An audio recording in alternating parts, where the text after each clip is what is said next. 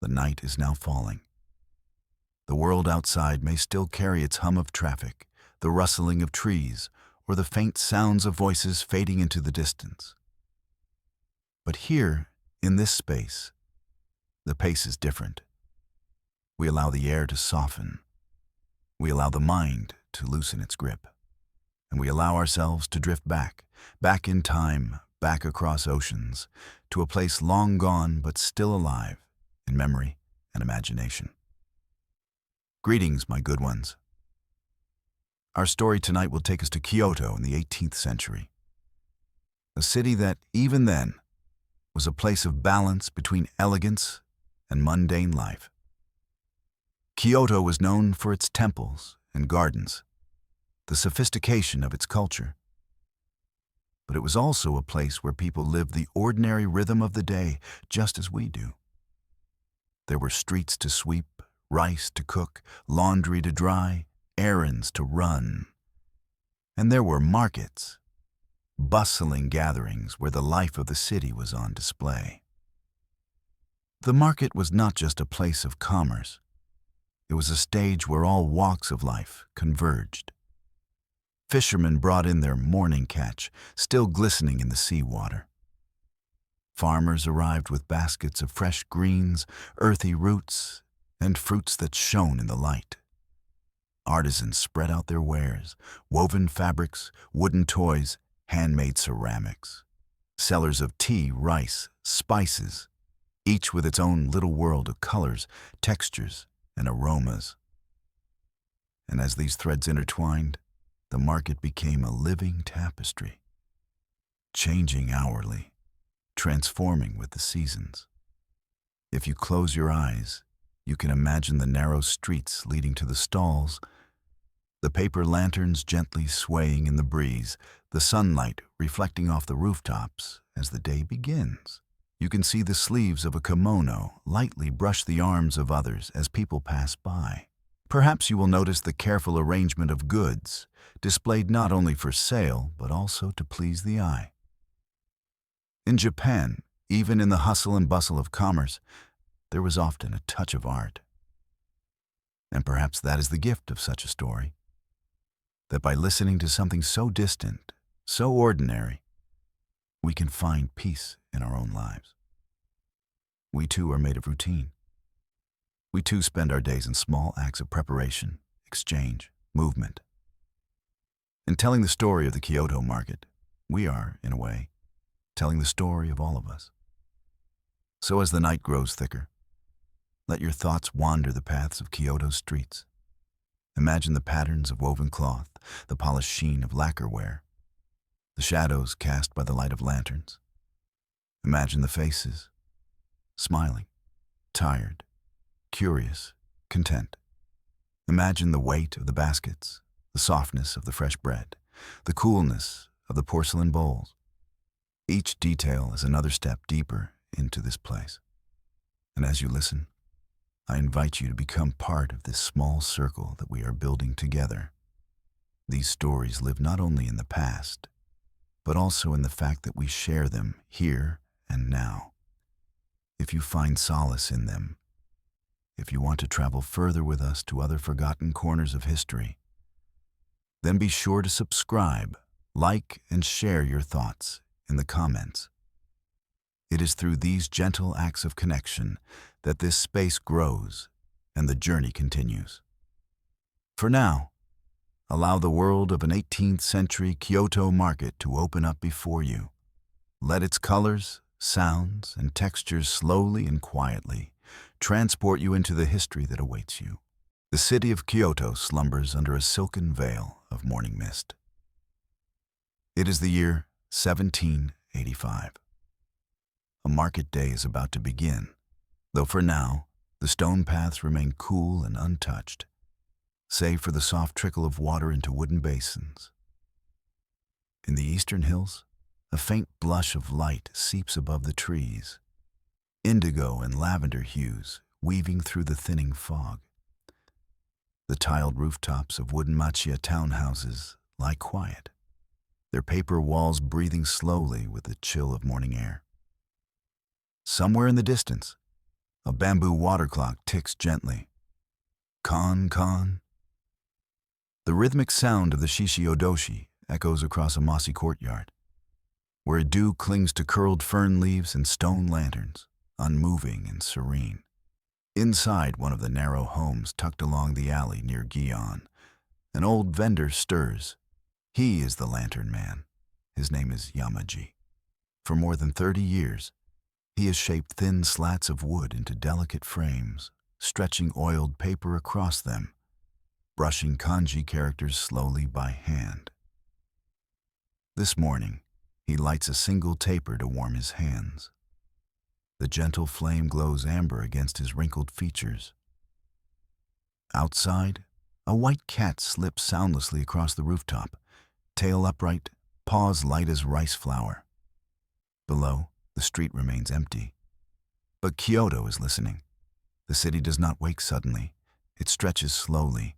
One shoji screen slides open, then another. A splash of water from a wooden bucket follows. A door creaks. The first cart rattles down a gravel alley.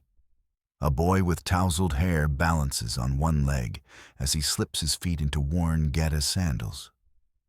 The clop-clop of his wooden soles becomes the rhythm of the morning, gently growing louder with each footstep. He carries a basket of rice cakes wrapped in leaves. The air smells of cypress and damp earth. A monk walks past with a bell that does not chime.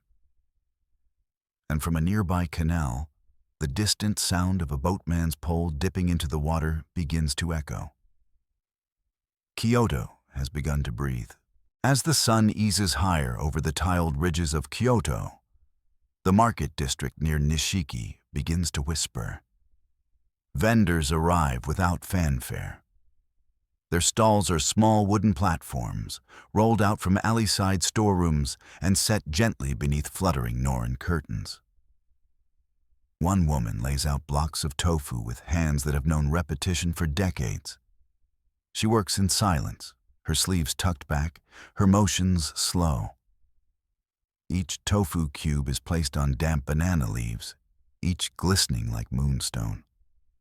Beside her, an elderly couple sets down calligraphy brushes in tidy rows, some thick, others slender, all tied with red silk thread at the base. Paper scrolls bearing lines of Basho's poetry hang above their table, the ink soft and faded. An old silent pond. A frog jumps into the pond, splash. Silence again. A boy with a chipped flute sits cross-legged near the plum vinegar stand, playing only a single reedy note over and over, not for attention, but for rhythm. The market arranges itself in tones, not bursts. It grows in fragrance, color, and movement so gently that one hardly notices it beginning. Somewhere behind the stalls, a woman grinds roasted sesame in a small stone mill, its low grumble mingling with the sound of crows above. A dog, curled beneath a stack of straw sandals, watches the passers-by with eyes half closed. Even as more people arrive, there is no rush. There is only rhythm. The Geta on stone, the wind through the fabric banners, the low, respectful greetings of Ohayo gozaimasu. A vendor folds cloth into careful squares, deep indigo-dyed cotton, folded again and again. Not far away, an apothecary arranges his trays. Powdered pearl, plum bark, dried chrysanthemum flowers. And the lantern maker, Yamaji, arrives late and silent, pulling a cart with only 3 lamps this time. They are large, round, and red. With brushstrokes so delicate the characters seem to float. The market is no longer forming. It has formed. By the time the sun is overhead, its light is softened by a fine paper haze of passing clouds. Shadows from the hanging lanterns dapple the street in moving patterns, like koi swimming across tatami. The rhythm has slowed again. A gentle lull has come. This is the hour of pickled plums and still conversations. A woman sits behind a row of ceramic jars, each filled with umeboshi, the deeply salted crimson plums stored from last autumn. She offers samples on a toothpick, though few accept. These plums are not meant for indulgence, but for endurance.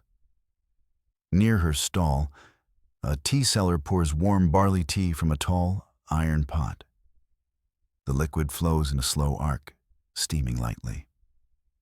Customers sit on short stools made of bamboo, their eyes half-lidded. They drink in silence. A small boy holding his mother's sleeve watches a goldfish seller float thin nets into glass bowls. The fish flash like sparks in the shallow water, orange and white, fins flowing like silk in the breeze. Two monks pass through the market, baskets held in front of them, heads slightly bowed. Vendors drop offerings of rice crackers or radish slices without saying a word. The monks nod once in thanks and continue. Above, a cloth banner hangs gently in the air. Feng no sheng wa wen ki. Listen to the voice of the wind. It rustles faintly as a light breeze passes through.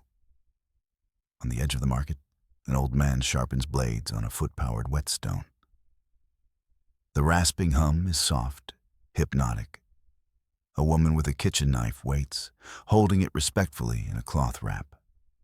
And just beyond him, a small garden of potted bonsai trees lines a quiet corner. The vendor, a young man with a calm face, mists them lightly with a bamboo sprayer, though no dust has fallen. Each tree bends in perfect miniature form: pine, maple, plum. Years of care pressed into branches, no longer than a hand. In this hour, Kyoto hums beneath the surface. Not bustling, breathing. The sun has begun its descent, casting warm ochre across the wooden frames of the stalls. It is the golden hour, when the light softens and even the stones seem to exhale. The calligraphy stall, quiet most of the day, now draws a few slow visitors. Children with ink-stained fingers dip brushes into shallow bowls. Their lines wobble, their characters crooked, but their faces show only serenity. The old calligrapher, known as Saito, watches with kind eyes. He does not correct them. He merely dips his own brush and draws a single large kanji on a fresh scroll. Jing. Quiet. A paper seller fans out new sheets beneath small stones. The pages are thin and slightly yellowed, fibrous and soft like silk. They whisper against the breeze. Nearby, Yamaji lights one of his lanterns. Its red paper glows from within, casting a warm circle of light on the stone path. The kanji reads Shi, market. People do not pause to read, but they feel its meaning. A gust of wind lifts the curtain of a rice cracker stall. The scent of soy glaze and toasted sesame hangs in the air. A girl hands out samples to the passing children.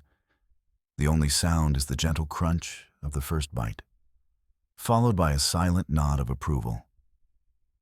Back at the tofu stand, the cubes have been reduced to only a few. The vendor sits back, sipping tea from a ceramic cup that has no handle. She watches a paper lantern sway in the gathering dusk. The geta still clop along the street, but they now echo more deeply. Each step resonates a little longer on the stone. And in one quiet corner, the calligrapher finishes his final scroll of the day. This moment, like the ink, will dry slowly. By mid-afternoon, Kyoto begins to fold into itself. Shadows lengthen across narrow lanes. The stone beneath the market stalls holds the warmth of the sun, but the air grows cooler. At the edge of the marketplace, there is a quiet space where slippers are left in tidy pairs. A tea room. Its Norin curtain sways gently as customers come and go in soft silence. Inside, light filters through lattice windows, patterned like woven bamboo. Tatami mats stretch across the floor in measured lines, 6 full mats arranged with precision. Steam rises in fine spirals from a cast-iron kettle. The tea master moves in slow ceremony, folding the silk cloth, lifting the tea scoop, whisking the matcha with care. Each gesture carries the weight of tradition, but feels weightless in its execution. Guests speak in murmurs, or not at all. The clink of a ceramic bowl meeting the mat sounds like a bell underwater. And the tea, vibrant green and slightly bitter, passes from hand to hand with deep reverence. Outside the tea room, a street musician sits cross-legged, playing a shakuhachi flute. Its tone is hollow, haunting, like wind passing through a pine forest. Each note is a pause, each pause a breath. Further along, a fabric merchant unfolds a length of silk dyed with morning glory patterns. The fabric catches the late sun, shimmered faintly in lilac and rose. He does not call out, does not sell.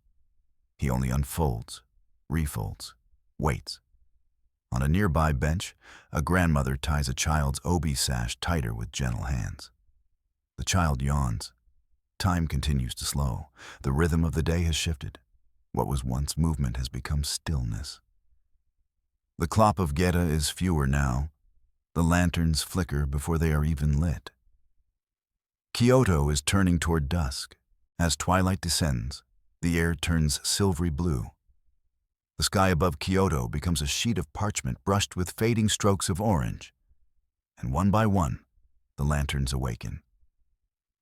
It begins with a single match. The lantern maker, Yamaji, crouches by his stall. His hands tremble slightly, but his touch is precise. The paper glows as the wick catches flame, transforming red ink to gold. Other stalls follow. Soft circles of amber light bloom along the narrow street, small suns captured in cages of bamboo and paper. The calligraphy stall now rests beneath 3 glowing scrolls, their poems made unreadable by shadow and light. The tofu seller has folded her cloth, but leaves one lantern flickering above her empty table.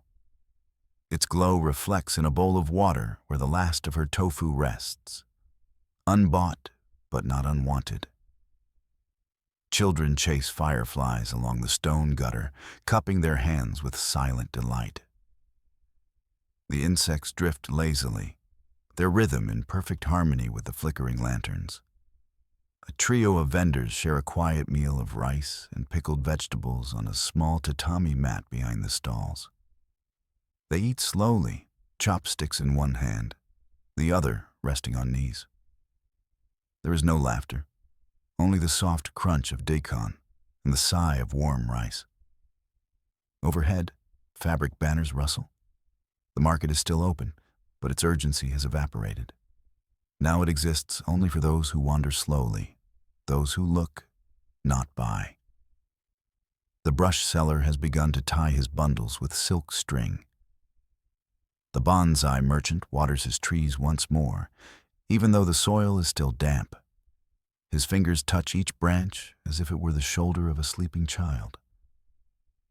And Yamaji. He lights the last of his lanterns. This one is blue. Its paper bears the character Mung, dream. Night has now fully arrived. The sky over Kyoto is a deep indigo, peppered with stars that blink slowly, like candle flames seen through silk. One by one, the stalls begin to close, not with clamor, not with clatter, but with quiet repetition. Curtains are unhooked, scrolls rolled and tied, tofu boards rinsed with a final splash of cool well water. There are no shouts of farewell, no calls to buy now, only the brushing sound of fabric being folded, the wooden click of carts being pulled backward into alleyways, and the slow turning of locks made of iron and rope. The market shrinks without vanishing. Its scent lingers: soy, vinegar, plum, roasted barley. The street itself is warmer now, its stones darkened by a day's wear. Lanterns remain, glowing like floating orbs as people walk past. A group of young girls in summer yukata walk together, hands clasped behind their backs, their laughter soft and infrequent. Their sandals sound like distant drums. Clack, clack, clack. A shopkeeper bows low to the passing monks, who return his bow with the same slow motion they have practiced since childhood. Their silhouettes, bald and robed, seem drawn from a Sumia painting. An old woman walks home with only a single item in her hand, a packet of chrysanthemum tea wrapped in rice paper. She pauses to admire a lantern bearing the character Guang, light. And in the shadows of a shrine gate, barely visible, a cat grooms itself atop a pile of folded Noren curtains. Nothing is hurried, everything is ending. But slowly, the market has dimmed, but the city continues. In the Jian district, not far from the stalls, the streets narrow and grow quieter still. Here, the wooden lattice windows of Ochaya tea houses glow softly behind paper screens, and the air smells faintly of sandalwood and chrysanthemum incense. A geiko, her movements measured and floating, crosses the stone path holding a red lantern. She walks without noise, her steps hidden by long, trailing sleeves. Her face is a pale mask of stillness, her gaze fixed on nothing and everything. The wind catches her silk kimono, and for a moment it billows like a painted fan. Then it settles, and she vanishes behind a sliding door without sound. Further along, a small stream passes beneath the street. Its surface reflects the lamps above in trembling lines of gold and white. A frog croaks. Once, then silence. The rooftops here are lower, more slanted. The buildings pressed together like pages of an unopened book. An innkeeper douses the last of his lanterns and bows toward the street, even though no one watches. It is a gesture of closure, not audience. The final Geta footsteps grow distant. Then there are none. Above Kyoto, the stars have fully emerged, and beneath them, the paper lanterns sway slowly, like lullabies written in light. Even Yamaji, the lantern maker, has gone home. But 3 of his lamps remain, left behind on hooks along the street, casting their warm gaze over the empty path. Market day has ended, but Kyoto remains, breathing, watching. By now, Kyoto is a city asleep, but not silent. The wind continues its slow weaving through the narrow streets, catching the loose corners of Noren curtains that were never fully drawn. High above, the tiled rooftops glisten faintly with the settling dew, each tile cool to the touch, the color of old ink. Here, in the northern corner of the market district, a cypress tree leans gently over the slanted roof of a small temple. Its trunk is wide and gnarled, wrapped with a rope of rice straw, shimenawa, a sign of the sacred. Beneath the cypress, a stone basin sits still, half filled with water and ringed by fallen pine needles. A single leaf rests atop the surface, unmoved. The moon, waxing and pale, casts its light through the branches, where it lands in speckled patterns across the temple path. Footsteps are rare now. The market has been folded away. But in the distance, a wooden gate creaks open. A man appears, an elderly pilgrim in plain robes, holding a cloth-wrapped bundle. He walks without shoes.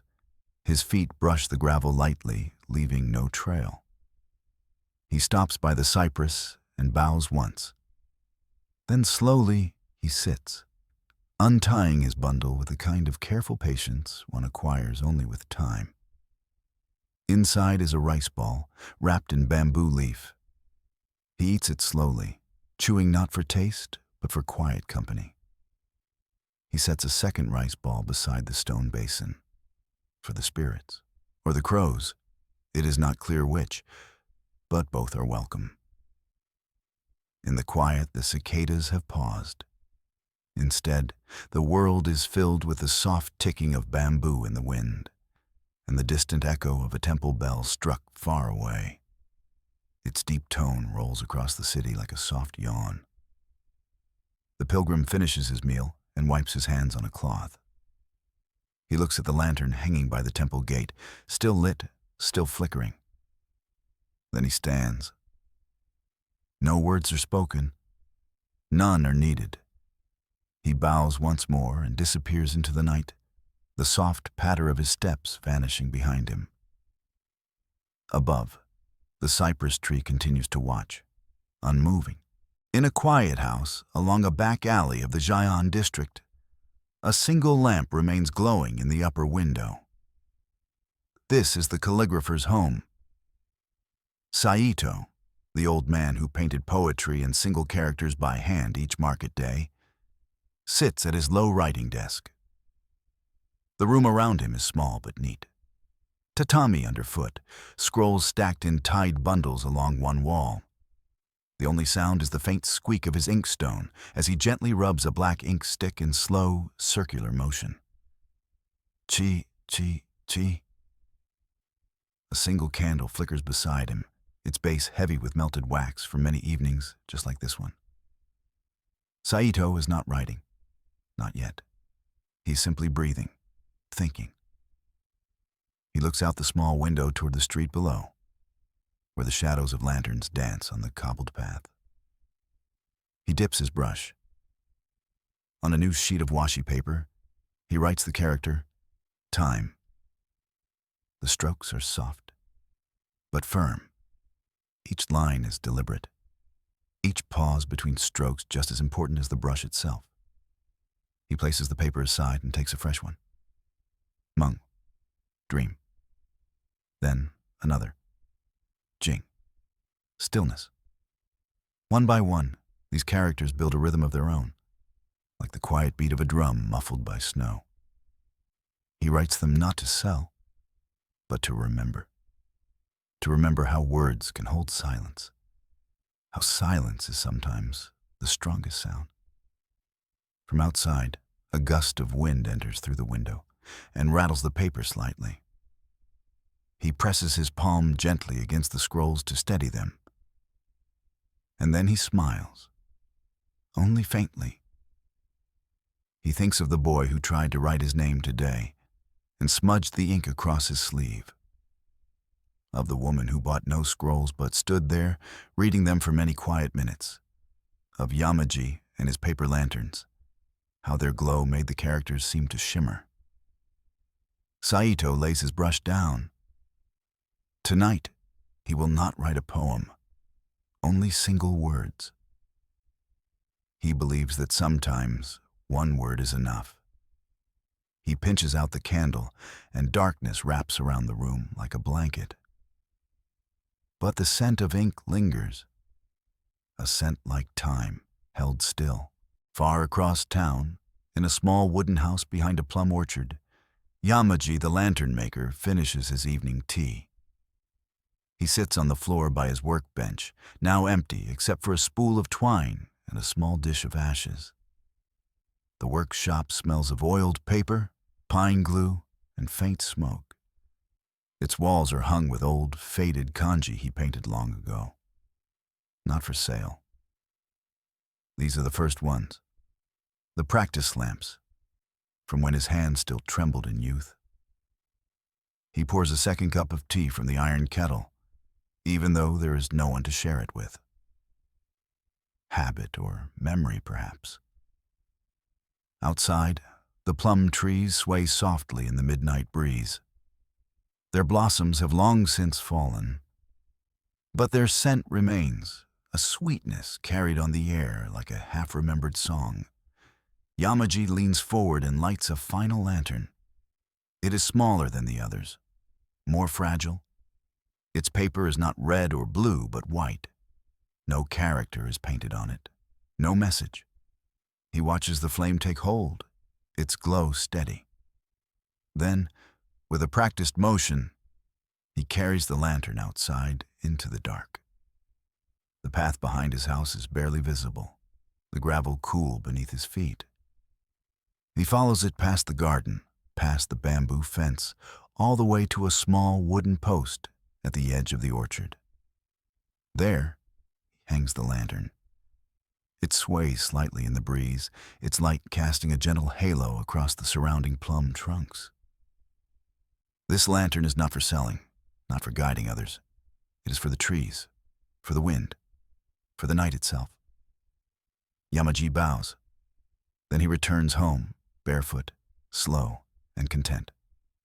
Inside, he slides the door closed, draws the curtain, and lies down on the futon beneath a thick cotton quilt. The workshop grows dark, but outside, in the orchard, the last lantern glows on. Night settles fully over Kyoto. The moon rides high now, its light tracing the curved roofs of temples and the threads of laundry lines left too long in the breeze. A dog sleeps by the side of a well. A crow rustles once in the rafters of a merchant's stall, then goes still. In the market street, the lanterns have nearly burned down. Only a few remain, dim, flickering, their paper edges curled slightly inward from the heat.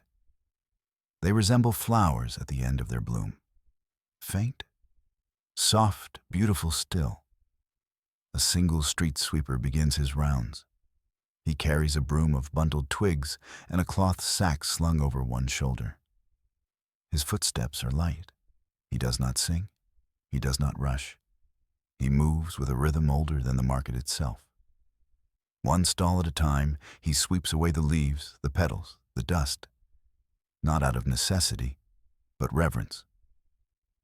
At one point, he finds a small paper scroll fallen in the gutter. It bears the character Kong, emptiness. He does not read it.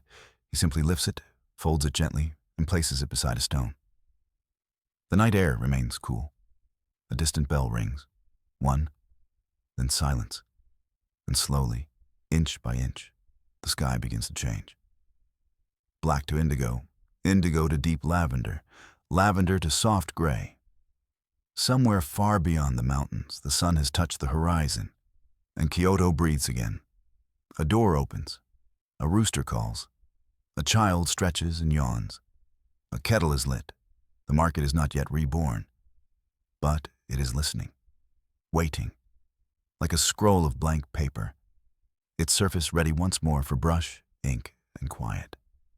And somewhere, tucked between rooftops and branches, a single lantern remains, white, unmarked, and gently glowing, not as an ending, but as a beginning, lighting for morning once more.